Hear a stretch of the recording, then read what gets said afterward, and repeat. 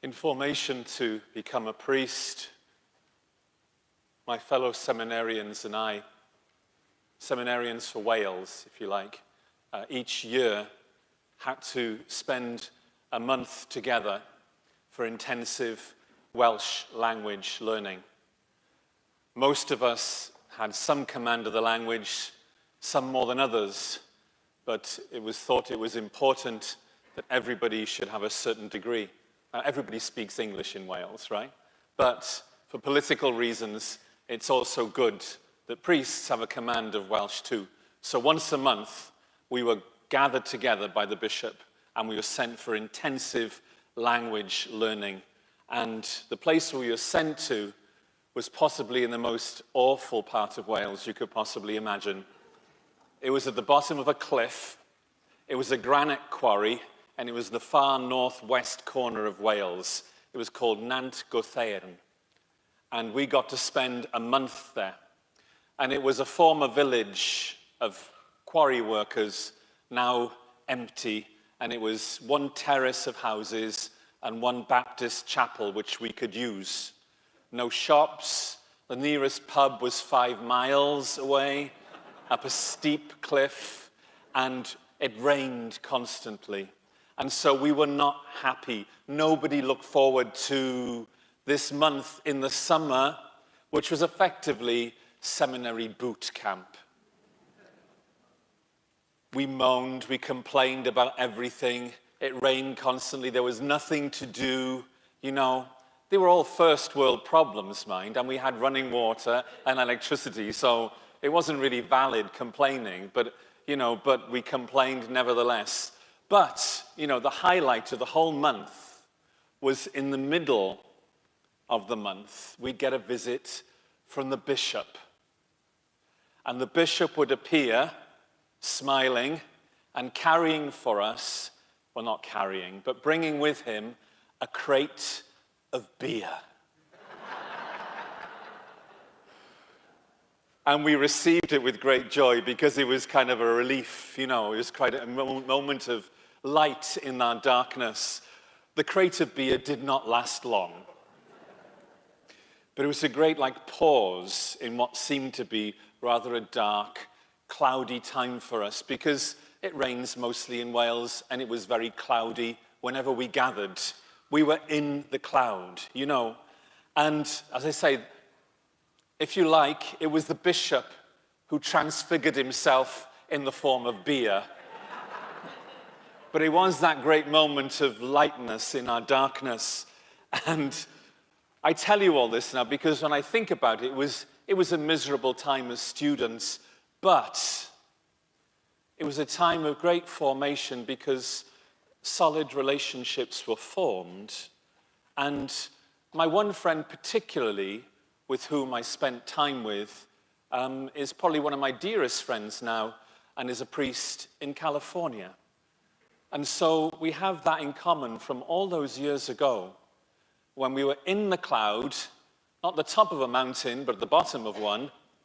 But there was moments of light in the darkness, and it was the formation of that friendship, really, which was like a transfiguring moment in my formation history. And I share that with you because oftentimes we find ourselves in circumstances we would rather not be in. And we grumble and we moan, or we find ourselves in a position we're not used to and we're uncomfortable. And we assume that all is doom and gloom and there's nothing good going to come out of this.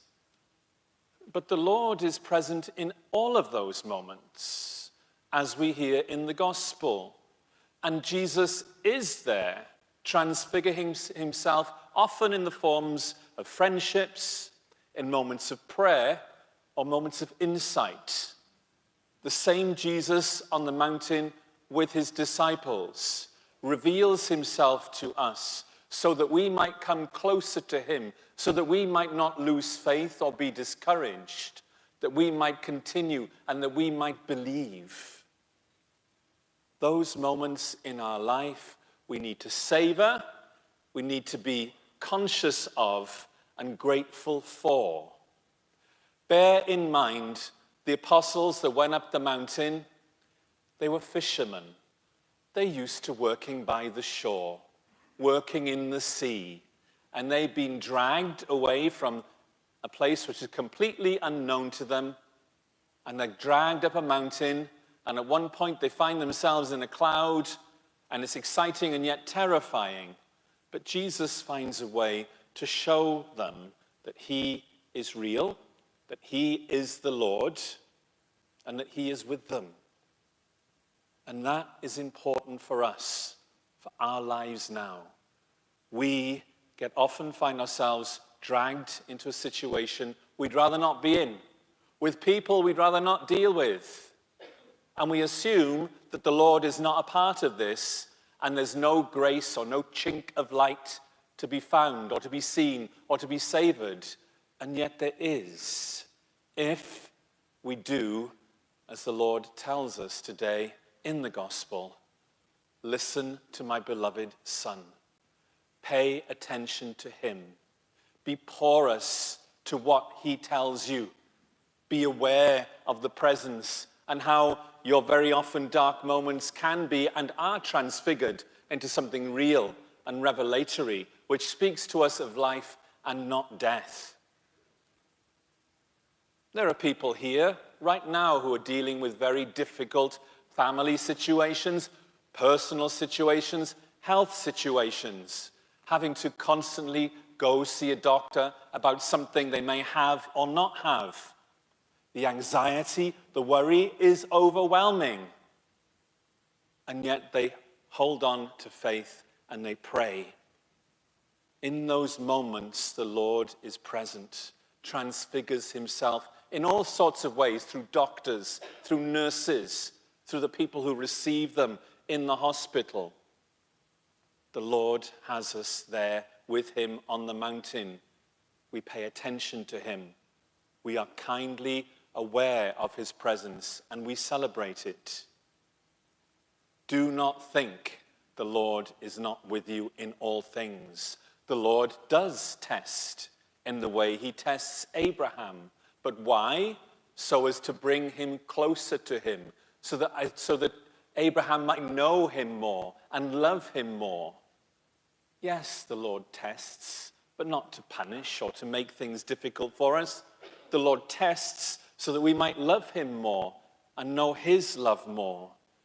Everything is set up in our lives so that we come to know Jesus in a bigger way, a deeper way, and to know that light which those disciples experienced on that mountaintop.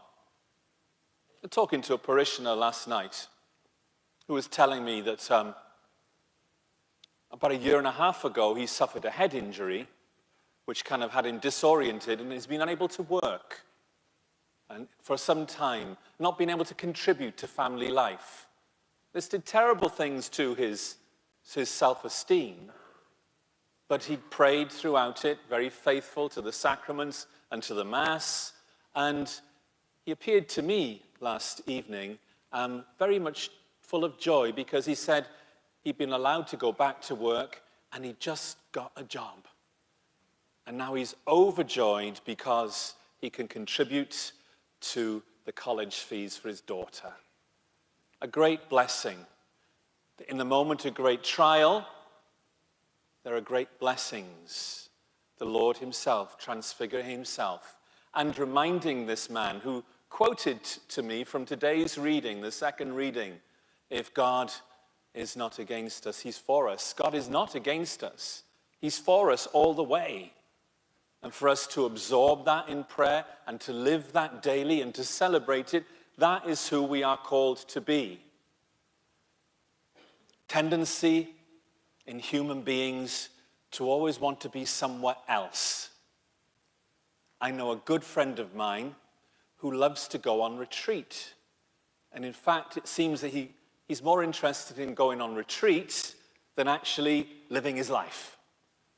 And I sort of said, well, in order to go on retreat, you have to have a life to retreat from, right?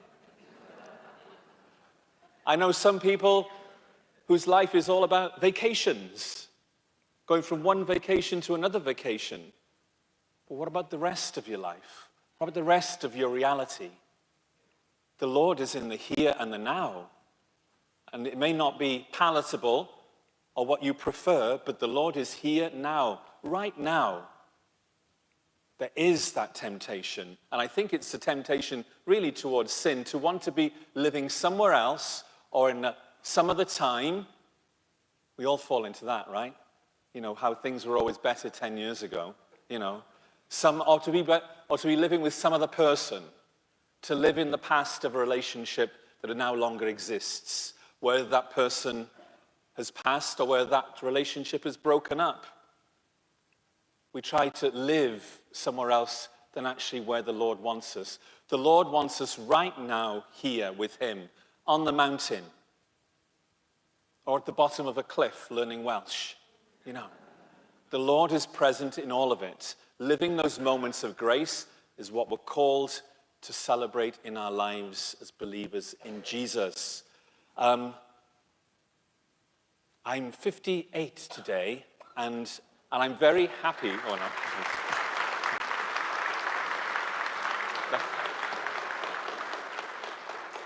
That wasn't the point to be telling you. I'm very happy to be here. It is good for me to be here with you at this time in my life and the history of this parish and this place. I firmly believe the Lord wants me here. Is it nice all the time? No. There are times when I wish I was sipping margaritas on a beach. But what fun is that really compared to spreading the word of the gospel here with you, of celebrating Jesus' love with you around the table of the Lord? It's what we're called to be, is to live the moment as the Lord wants you to live it. You know, there's more to life than cocktails on a beach, even though that's nice occasionally. So we celebrate today the Lord who transfigures himself at this very table for each one of you amongst us here and now. The people of St. Gregory of Nyssa, 2024. Jesus is here. We are here. You know, what's not to like about that?